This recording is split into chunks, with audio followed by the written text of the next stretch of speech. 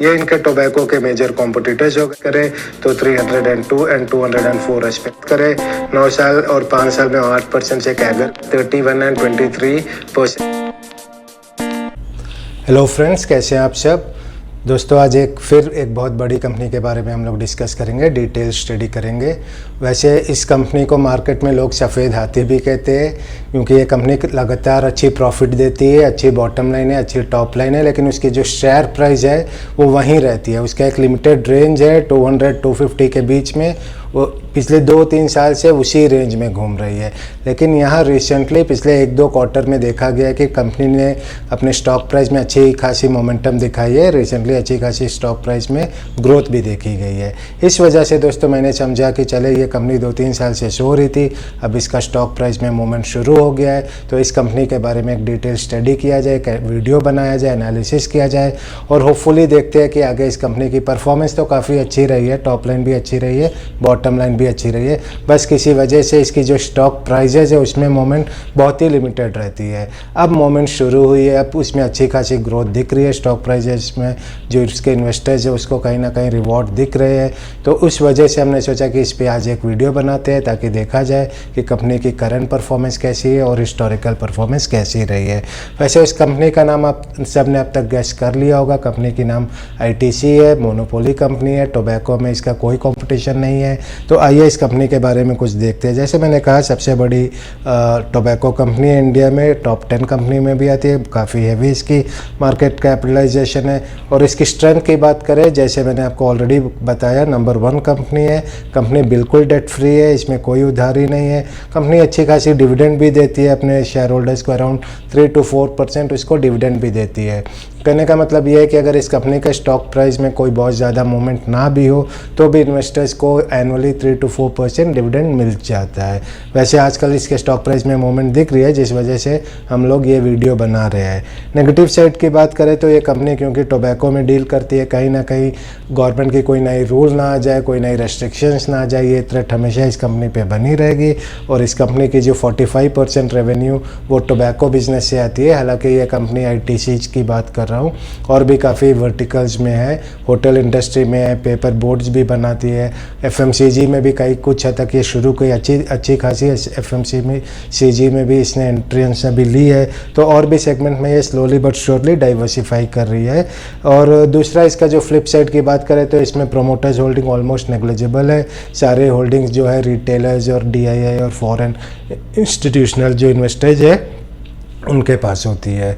अब दोस्तों इसके कॉम्पिटिटर्स की बात करें, उन कंपनी की बात करें जो बेसिकली टोबैको सेक्टर में है। वैसे ITC काफ़ी अलग अलग सेक्टर्स में है, FMCG में भी है, पेपर इंडस्ट्री में भी है, लेकिन इस वक्त क्योंकि 45% रेवेन्यू ऑलमोस्ट टोबैको से आता है, तो टोबैको में उसके मेजर कॉम्पिटिटर्स देखें तो गुडफ्रे फिलिप है, VST इंडस्ट्री है और गोल्डन टोबैको है। ये इनके टोबैको के मेजर कॉम्पिटिटर्स हो गए दोस्तों। अब इसी के साथ अब हम इनके कॉम्पिटिटर्स के बाद देखते हैं कि इसमें जो प्रोमोटर्स शेयर होल्डर्स पैटर्न, इसमें इन्वेस्टर पैटर्न किस तरह से है। जैसे मैंने कहा, इन्वेस्टर में प्रोमोटर्स की होल्डिंग बिल्कुल नहीं है।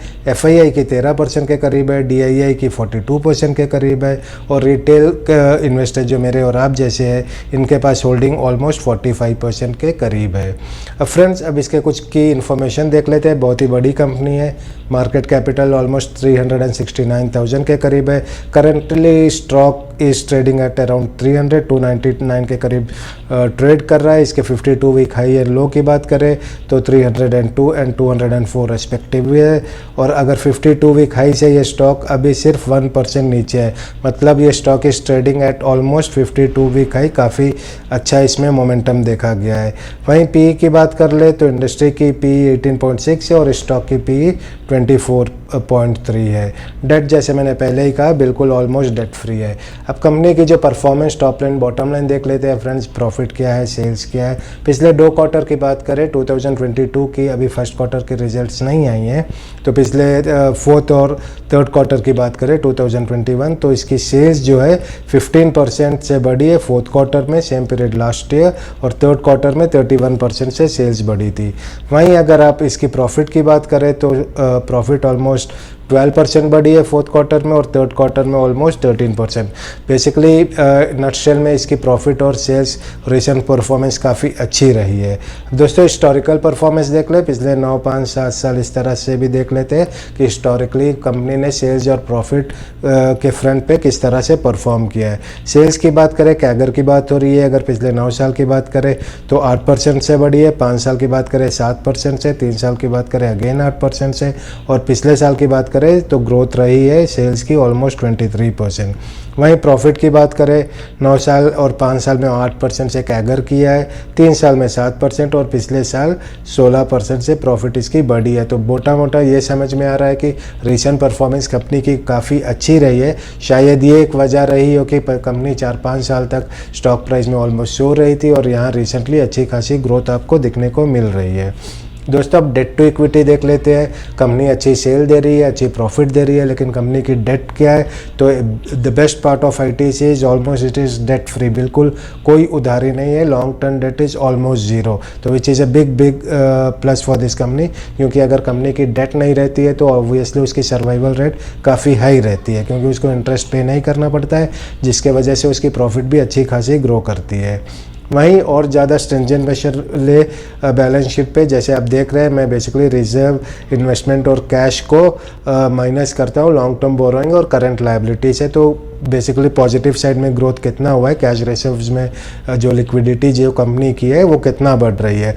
तो 9 साल की बात करें तो अच्छा खासा ग्रोथ दिखा है, 16% से कैगर की है। 5 साल की बात करें तो कम हुआ है, 6% पे है, और पिछले 3 साल और करंट ईयर की बात करें तो ऑलमोस्ट नेग्लिजिबल रहा है। कहीं ना कहीं इसका ये भी मतलब दिखता है कि ये कंपनी अपने जो कैश रिजर्व से अच्छी खासी इन्वेस्टमेंट कर रही है अलग अलग वर्टिकल्स में भी, जो FMCG हो गया है, पेपर बोर्ड हो गया, और भी कई इंडस्ट्री है जहाँ इसने अपना पैर फैलाया है।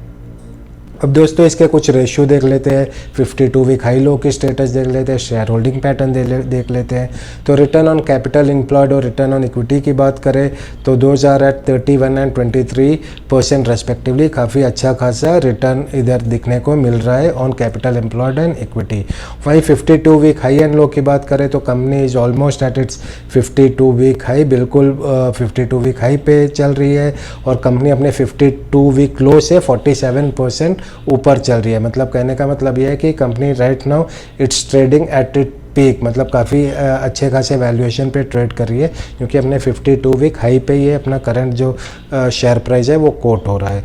दोस्तों अब इसके शेयर होल्डिंग पैटर्न देख ले। इस कंपनी में जो मुझे एक फ्लॉ दिखता है कि प्रोमोटर की होल्डिंग है ही नहीं। मुझे पर्सनली लगता है कि जहाँ ज़रूरी नहीं है कि ये मेरी जो थिंकिंग है absolutely it might apply to all the company, इस कंपनी में कहीं ना कहीं वो अप्लाई नहीं हो रहा है, क्योंकि कंपनी की परफॉर्मेंस काफ़ी अच्छी रही है। लेकिन अमूमन ये देखा गया है जहाँ प्रोमोटर्स की होल्डिंग अच्छी रहती है, 50+% रहती है, तो वहाँ उनकी इन्वॉल्वमेंट ज़्यादा रहता है। कहीं ना कहीं वैसे कंपनी में आपको ग्रोथ भी ज़्यादा दिखता है, और उसी प्रॉफिट से, उसी कैश फ्लो से प्रोमोटर वो वापस वो पैसे बिजनेस में लगा के उस ग्रोथ को और सस्टेन करता है और बढ़ाता है। तो आईटीसी के कॉन्टेक्स्ट में अगर बात करें तो यहाँ FII की होल्डिंग ऑलमोस्ट 12% है, और पिछले 1 साल की बात करें तो 11.7 से 12.5 के करीब वो ग्रो ही की है। DII की बात करें तो भी पिछले 1 साल में 42 ही रहा है, और पब्लिक की बात करें वो भी ऑलमोस्ट अराउंड 45-44% के करीब ही रहा है। तो किसी ने अपना होल्डिंग डाइल्यूट नहीं किया है, ना ही FII ने, ना ही DII ने, ना ही पब्लिक ने। As a matter of fact FII की होल्डिंग हल्की फुल्की बढ़ी है। अब दोस्तों जिसके लिए हम सब इन्वेस्ट करते हैं, डिविडेंड और स्टॉक प्राइस मूवमेंट, तो इस कंपनी की अगर बात करें तो पिछले 9 साल में इसकी कैगर सिर्फ 2% रही है। कंपनी ने बिल्कुल रिवॉर्ड नहीं किया है। बेशक उसने अच्छी खासी 3 to 4% डिविडेंड दी है, लेकिन स्टॉक प्राइस में कोई आपको मूवमेंट पिछले 9 साल में नहीं दिखा है। 5 साल की बात करें तो डी ग्रोथ -2% रहा है माइनस में, 3 साल की बात करें तो अगेन -6%। लेकिन जो करंट फाइनेंशियल ईयर की बात करें अप्रैल से, तो कंपनी ने काफ़ी अच्छी ग्रोथ दिखाई है, विच इज़ ऑलमोस्ट अराउंड 20%। इस वजह से मैं ये वीडियो बना रहा हूँ, क्योंकि यहाँ कंपनी ने काफ़ी अच्छी खासी ग्रोथ दिखाई है। मैं सिर्फ करंट फाइनेंशियल ईयर की अप्रैल से जो ग्रोथ की बात कर रहा हूँ, ऑलमोस्ट 20% हुआ है। वैसे आप ईयर टू डेट देखेंगे तो ये फिगर और भी ज़्यादा होगा। तो इस हिसाब से दोस्तों अगर हम लोग ये मान के चले गोइंग फॉरवर्ड, वैसे तो कंपनी ने हिस्टोरिकली कोई अच्छा खासा रिजल्ट नहीं दिया है, लेकिन अगर 20% के हिसाब से गोइंग फॉरवर्ड कंपनी की स्टॉक प्राइस बढ़ रही है, that is being very optimistic here looking at the history of the company. लेकिन एज्यूम करें तो वो आपका 1 लाख 5 साल में ऑलमोस्ट 2.5 लाख बन जाता है, और 10 साल में ऑलमोस्ट 6 लाख 5,94,000 बन रहा है, और 15 साल में ऑलमोस्ट 1.4 मिलियन के करीब बन रहा है दोस्तों। Assuming once again a big question mark, क्या कंपनी यही ग्रोथ, यही स्टॉक प्राइस मोमेंट फ्यूचर में रेप्लिकेट कर सकती है या नहीं। तो दोस्तों ये आईटीसी की डिटेल एनालिसिस थी, डिटेल स्टडी थी। यहाँ एक बात ध्यान देने वाली ये है कि कंपनी काफ़ी सेफ है, जैसे आप पैसे बैंक में डालते हैं उसी हिसाब से आई बिलीव आप अपना ड्यू डिलीजेंस लगाए, इसमें स्टडी करें अपने तरफ से भी। काफ़ी सेफ कंपनी है ये, क्योंकि साइड बाय साइड ये डिविडेंड इनकम भी आपको काफ़ी अच्छी देती है 3 to 4% के करीब। तो कहीं ना कहीं अगर जो रिस्क फ्री इन्वेस्टर्स है, जो चाहते हैं कि उनका पैसा कहीं बस पार्क हो जाए और थोड़ा बहुत रिटर्न अच्छा आता रहे और स्टॉक प्राइस अप्रिसिएशन भी हो, तो उन इन्वेस्टर्स के लिए who wants to play very safe, ITC I believe is one of the best stock. तो दोस्तों ये आईटीसी के बारे में था। होप आपको एनालिसिस पसंद आया होगा। अपना थॉट दे, अपना शेयर दे। आप कुछ और इसमें देखना चाहते तो please share it with me. मैं आने वाले वीडियो में उन टॉपिकों को भी कवर करने की कोशिश करूँगा। Thank you for watching friends, I really appreciate your support, and आगे फिर मिलते हैं किसी और वीडियो में किसी और कंपनी के एनालिसिस के साथ। तब तक के लिए thank you for watching and bye for now.